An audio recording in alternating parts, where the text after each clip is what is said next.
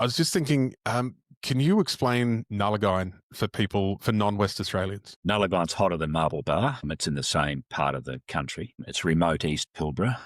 It's where people who don't want to be found or remembered go. Mm-hmm. It's where hope goes to die. My mate was sergeant at Nullagine for a couple of years, and he kind of describes it the same way. It's just, Yeah. it's like the desert's trying to suck the life out of everything out there. Well, I had a house there even at one stage. Oh, did you? Yeah, ended up with a house because a company that I was a managing director of, it was a settlement process. When I left the company, I took that house on.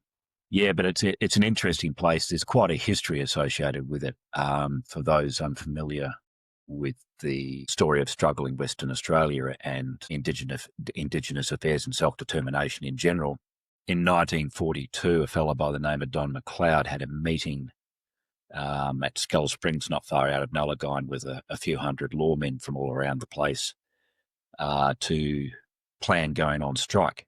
Now, the war happened, and then after the war was over, they decided, well, let's do this thing. Let's walk off the stations and stop being treated like slaves. And on the 1st of May 1946, there was a mass walkout across the Pilbara. This is 20 years before the Wave Hill movement. Mm-hmm. And they remain on strike to this day. The longest lasting industrial action in Australia, in the name of self-determination and avoiding the slave-like conditions on the stations, fighting against the unlawful repeal of Section 70 from the original Constitution. Quite a sophisticated movement. Nullagine has some value there historically. It's a very important place. It's a place of struggle and triumph. Spectacular country too, some of it. It is, isn't it? You go out. Yeah, I went out to one of the places where because what happened after the strike is, how are these people going to make a living? So they started their own mining syndicates and just very small scale artisanal mining, often using dry blowing methods with a yandy to dress the ore up to spec, and you sell it by the drum and make a bit of money to live off. I went to one of these sites and stood up on the hill overlooking the Cook's Creek, and you could hear voices in the wind. You get an attack of the willies when you're out there in that country. It's a very special part of the world. Very special. Hellishly hot in summer. And it's silly season from about September onwards. Everyone just goes fucking mad.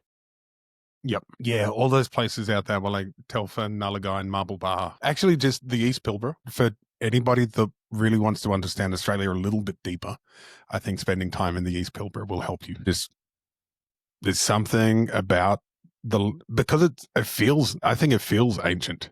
This is what ancient feels like.